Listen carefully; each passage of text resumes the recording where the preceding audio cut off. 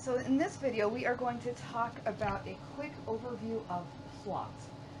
So plot, I'm sure you have learned this every year since probably fifth grade, but plot means the storyline. So in a story, it is what happens.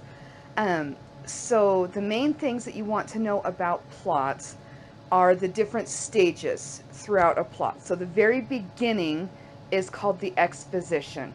So the exposition is when they're setting everything up, they're introducing the characters, you're kind of finding out who most of the people are. Doesn't mean that no one will be introduced later, but you find out, you meet the protagonist. The protagonist is your main character. It's your hero. Um, it's going to be the main character of the story. So you're introduced to that. You get a quick overview of the setting, things like that. Then you have your rising action. That's where you're kind of building up. You start to learn what the conflict is going to be. You tend to start seeing a little bit more about the setting, more about the characters. If you haven't already been introduced to the villain, usually you are in the rising action. And then you hit the climax. The climax is that big moment that, what are they going to do? What's going to happen? So if you've got like an action movie, maybe superheroes, it's usually the big battle scene. And then, it's when the main conflict happens and you find out how it comes out. So, if it's who wins the battle or what's the decision going to be, things like that. Um, and then you have the falling action. That's usually really steep. So it's kind of that quick wrap up. Okay, we have the climax, you have the big battle, here's the cleanup, and then you have the resolution. That's kind of the sum up at the end of a story. So I'm going to give you a couple of examples of this. Let's take a couple major things that most people are familiar with. So you have Harry Potter. Okay, and I'm just talking just the very first one. And it doesn't matter if you've seen the movie or just read the book or just one or the other. But so your exposition of Harry Potter is you meet Harry Potter, you meet the nasty aunt and uncle and the cousin, and you find out how mistreated he is. And then you get introduced to this weird place called Hogwarts. Not entirely sure what it is or any of that, but you meet Hagrid, who kind of gives you a quick introduction to Hogwarts and the fact that Harry is a wizard. Okay, so that's your exposition. Rising action is he starts getting ready for school. He finds out who the bad guy is. He finds out who Voldemort is. He meets the people who are going to be his best friends throughout the rest of the book. And he starts learning this connection to Voldemort. Okay, and then that kind of keeps going up and up and up and up. And he learns more and more and more. He gets closer to Ron and Hermione. They start to have little battles that happen, just little problems that they have to solve. And then you hit the climax. So in the very first movie, that means they have to find the Sorcerer's Stone. So the climax is when they're going through the little, I guess you could call it like a maze, but all the different levels that, they have to do, you figure out the thing with the plant, and they have to play the chess game, and all of those things that they do. So you get to that, and then the main climax of the climax is, of course, the fight with Voldemort. Then you have your falling action. So that's kind of, Harry in the hospital. He finds out what happened to everyone. Everybody's safe. Yay! And then you have your really quick resolution where he's going home.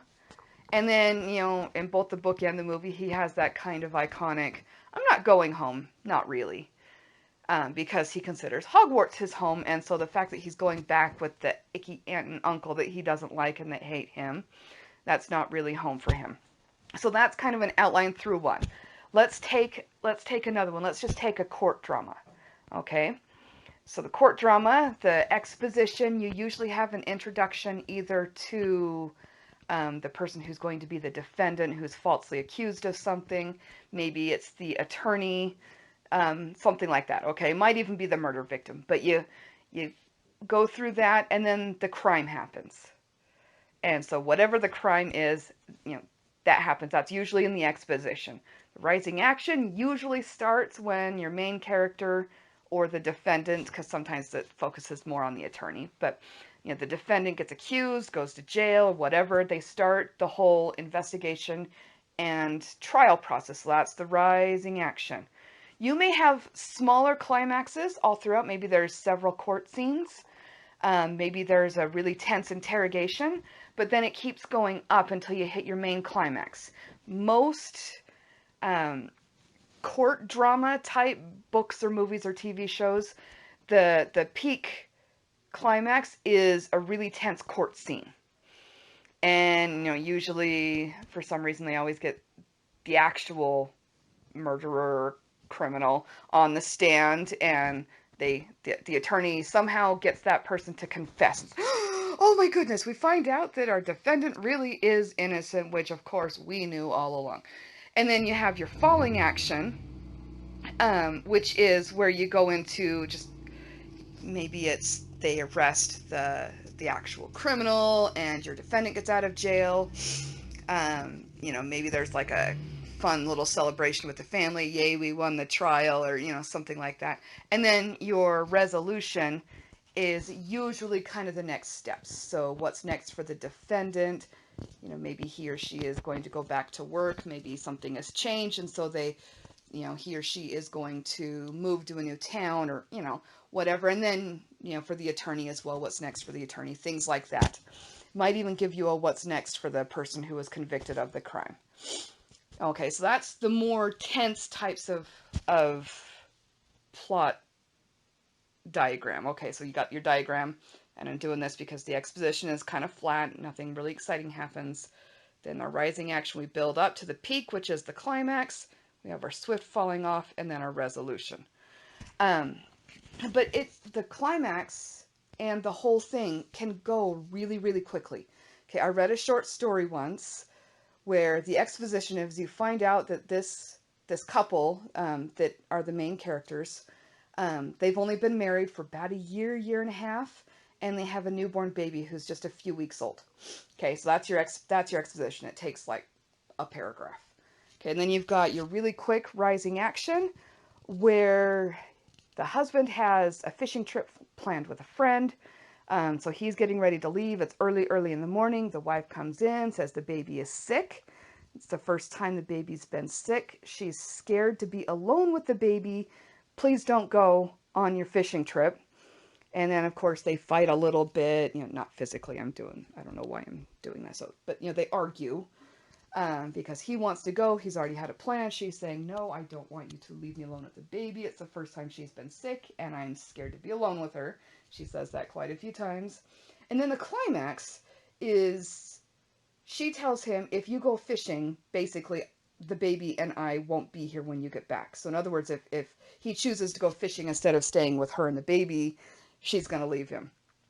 So then he sits in his car, and he's got the key in the ignition, and that's the climax.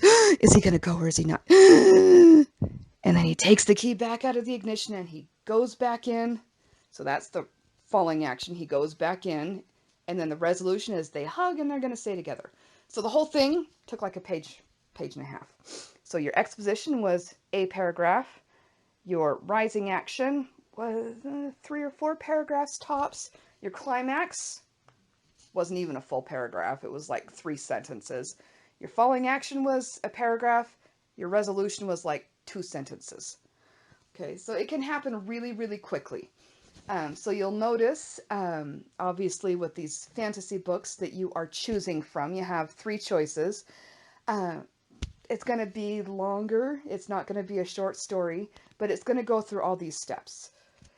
So if you have questions about plot or what any of those terms mean, please email me. You will need to know exposition, rising action, climax, falling action, and resolution. Okay, you will need to know all of those terms for the rest of the assignments in this lesson. Thanks.